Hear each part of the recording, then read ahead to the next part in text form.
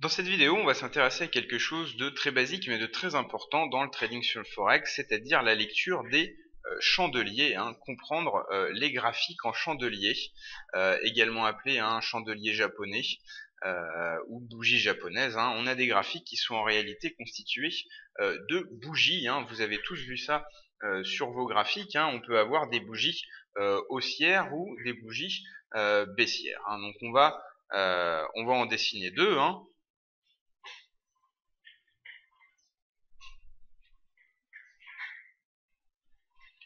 Hausse,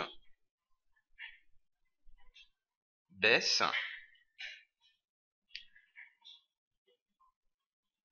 des bougies classiques.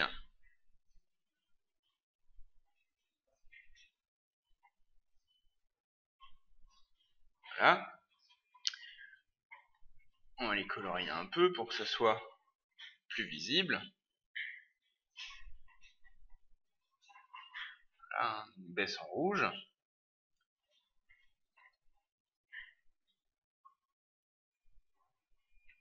En vert pour la hausse. Alors, donc, dans une bougie haussière, comment la lire? Ici, le bas du corps de la bougie, c'est le début de la période. Le haut du corps de la bougie, c'est la fin de la période. La mèche haute, c'est le plus haut atteint au cours de la période. Et la mèche basse, c'est le plus bas atteint au cours de la période. Pour la bougie de baisse, c'est pareil pour les mèches. La mèche basse, c'est le plus bas atteint au cours de la période. Et la mèche haute, c'est le plus haut atteint au cours de la période. Mais par contre, le début de la période, c'est le haut du corps de la bougie. Et la fin de la période, c'est le bas du corps de la bougie. Forcément, on est dans une bougie de hausse. On a monté, donc on a commencé plus bas qu'on a terminé. Là, on est dans une bougie de baisse. Donc on a commencé plus haut qu'on a terminé. Voilà comment se lisent ces bougies. Alors pourquoi c'est intéressant? Parce que contrairement à un graphique en points qui nous trace des lignes comme ça, là on a beaucoup plus d'informations. On sait, on a des informations au sujet de la volatilité, on sait d'où c'est parti et où c'est arrivé, mais on sait aussi comment ça a bougé entre le départ et l'arrivée. Et ça c'est très important parce que on peut avoir par hasard deux cours identiques entre deux périodes. Voilà, avec par exemple un point, ça nous donne une courbe plate. Mais peut-être qu'avec nos bougies japonaises, on se serait rendu compte que, ok, on est arrivé pour un point, on est parti d'un point pour en arriver à un autre qui est identique, mais peut-être qu'entre-temps, on a eu beaucoup de variations dont on aurait pu prendre connaissance avec nos chandeliers japonais. Donc ce qu'il faut retenir de ça, c'est que les chandeliers japonais donnent beaucoup plus d'informations que les graphiques en ligne, et c'est pour ça que c'est intéressant de les utiliser. Alors ça c'est bien sûr des bougies classiques avec un corps et des mèches, mais on a aussi des bougies, des cas particuliers, dans les bougies japonaises. Je vous en donne quelques-uns. Par exemple ça peut très bien être une bougie. Ça peut très bien être une bougie avec un cours de clôture, un cours de début de période égal au cours de fin de période, et avec un plus haut et un plus bas égal aussi. L'interprétation d'une bougie comme ça, qui n'a pas de corps, pas de mèche, c'est que c'est le calme plat, que ça n'a pas du tout, bougé. Voilà.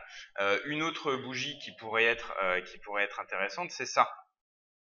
Ça s'appelle un doji. Ça veut dire qu'on a marqué un plus haut, on a marqué un plus bas, mais on a au final pas bougé, vu que le cours de la fin, c'est égal au cours du début. Ça veut dire qu'on a une hésitation. Parce que le marché autorise, entre guillemets, la devise à bouger, mais au final, on la ramène au même endroit. On peut avoir aussi une bougie de ce style-là, avec cours de clôture égal au cours de fermeture, mais on est allé essayer de chercher un plus bas. Ça, c'est plutôt la possibilité d'un retournement haussier. Pourquoi? Qu'est-ce qu'elle veut dire cette bougie? Elle veut dire que on a fini au même endroit qu'on a commencé, mais en attendant, ça a bataillé pour baisser, mais ça n'a pas réussi. Donc si ça a bataillé pour baisser et que ça n'a pas réussi, c'est plutôt la hausse. Et on a l'inverse, hein, cette bougie-là, qui est plutôt une bougie de baisse, qui annonce la baisse. Pourquoi? Parce que on a terminé au même moment, au même endroit qu'on a commencé, mais on a bataillé pour aller chercher en hausse, hein, mais on n'y a pas réussi, hein, donc il y a un blocage à la hausse et une conclusion plutôt baissière. Voilà. Après, il y a des centaines et des centaines et des centaines de bougies particulières qu'on peut interpréter. Ça, c'est des bougies vraiment particulières, hein, dont je me suis servi, hein, en tant qu'illustration pour illustrer cette leçon des bougies sans corps, mais il y a plein de bougies, on peut appeler des marteaux, des étoiles du matin, des choses comme ça. Je vous invite à vous renseigner là-dessus. Ça peut être une technique de trading à part entière, hein. Il y a certains traders qui basent tout leur trading, hein, sur la lecture des chandeliers japonais, sans se baser sur des indicateurs ou quoi que ce soit.